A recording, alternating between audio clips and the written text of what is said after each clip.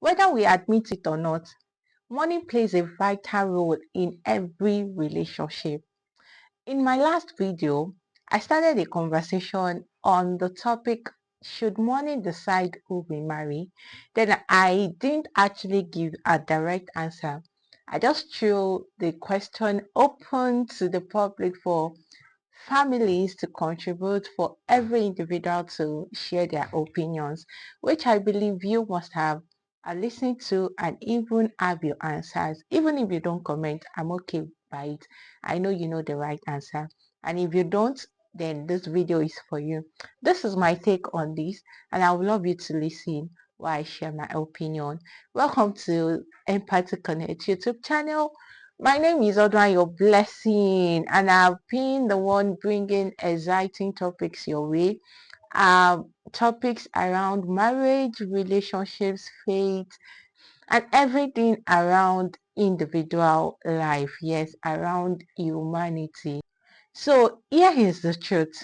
Money does bring security. Money does what? It brings security. For some people, love feels risky if financial stability isn't there. Don't call it greed before you say they are materialistic. Don't call it greed and don't call it materialistic. Some people feel so secured when their needs are met. I mean, daily needs. Anything they want, they can easily get it. They want partner that can provide for them, they can build together and they can a partner that can meet their needs, right? That's just it. But here is the flip side. If money becomes the only measure of love, we may gain comfort but lose connection. And sometimes for some, money isn't really about greed, it's about fear. And when I say fear, I mean it might be fear from past relationships. Probably they must have been hurt. There are people, I mean ladies, that have invested financially in men and later ended up being, you know, the relationship didn't work. And there are some men that invested all they had on a woman and the woman later jilted them. So, some people it might be fair. So their own thoughts now would be that anybody that wants to get married to must be financially stable, because I'm not going to invest my financial resources on the person and still later end up being jilted. And for some, it might be fear of abandonment. And what do I mean by abandonment? Some of us has grown up in a uh, should I say, a very toxic environment where couples, after a little fight, the husband will chase the woman out and then claim the old properties or leave them without shelter. Why some, it might even be the wife that will chase the husband or even dominate and exercise power and authority in the home because of their financial capacity in the house. So here is what I'm saying. For some, they might choose to actually go after money above love. Why? Because of fear of abandonment. They might have seen loved people being abandoned because they actually are not financially capable. So to that person, money is a form of emotional insurance for them. Why for some that actually goes after money, it might be cultural pressure. And when I say cultural pressure, it's not all of us that are lucky to come from a wealthy background. There are some that check through their generations. It's just like they are not really, really wealthy. And so they've made up their mind to actually set the standard for generations coming in order to eradicate poverty. So they don't even want to have anything to do with the poor or anybody that does not have financial stability.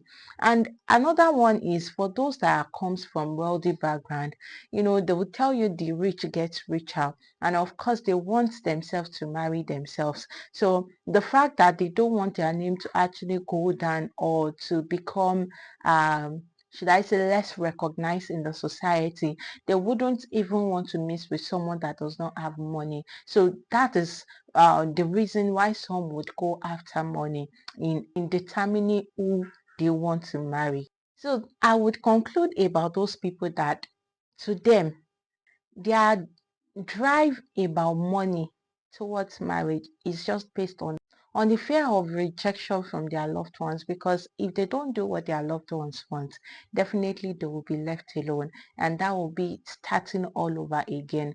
So looking from the empathy lens, when we see people that go after money when it comes to marital decision, we don't call them materialistic, we don't call them greedy.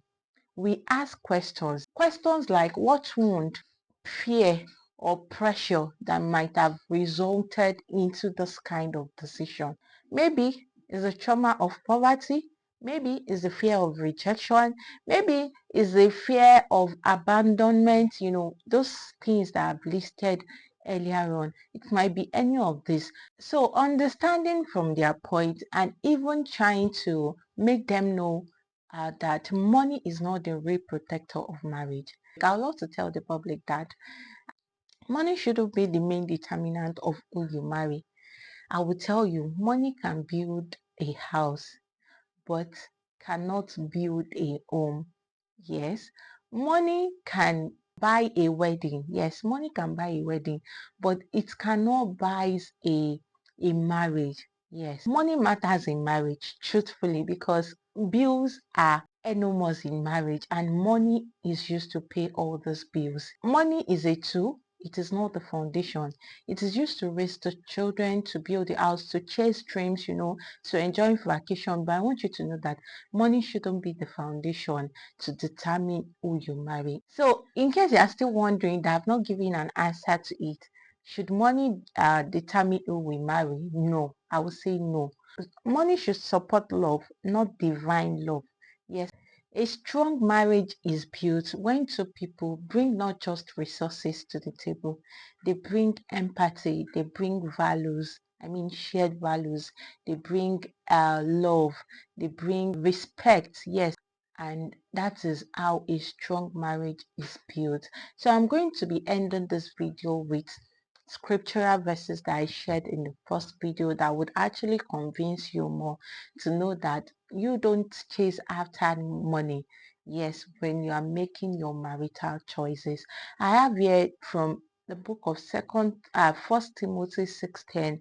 For the love of money is a root of all kinds of evil. Meaning, money is not bad, but when it becomes the main reason for marriage, it leads to pain, selfishness, and brokenness. Then I'm going to go to the second point, second scriptural verse, Ecclesiastes 7:12. Wisdom is a shelter as money is a shelter, but the advantage of knowledge is this. Wisdom preserves those who have it. I'm reading from my phone, and that is why you can see me looking down. So it means money has its place, but wisdom do what? It preserves the marriage. Yes, I mean wisdom like choosing with empathy, shared values, you know that okay, if guys respect each other, then you can go ahead. Then the fourth one, houses, Proverb 19:14. Houses and wealth are inherited from parents, but a prudent wife is from the Lord, which means wealth can come from anywhere, from a good places. Definitely generational wealth can spring forth. But you see, this wife alone, it is only God's true blessing. So sometimes when people focus heavily on money in marriage, it's not because they are greedy. It's because they are afraid of what the future holds, afraid of how to cater for the family, afraid of not ending up like their parents, afraid of not being able to provide for the children they bring forth. So we understand. And the only thing we do from empathy view is that we let them know that there is a love that surpasses all the love that human can give, which is the love of Christ.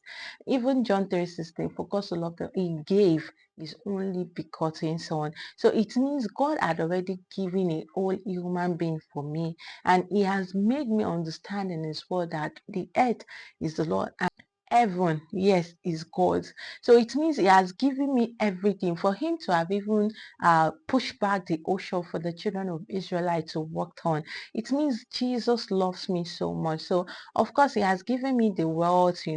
All I need, don't forget, don't be lazy. Yes, as a woman or as a man, the Bible had already made us understand that whatever you lay your hands upon shall prosper. So I don't know, whatever fears that you have or anything that may want you to just make the decision, go ahead with marriage with that person because he or she has money. I want you to rethink it and go back to God and learn what God is saying.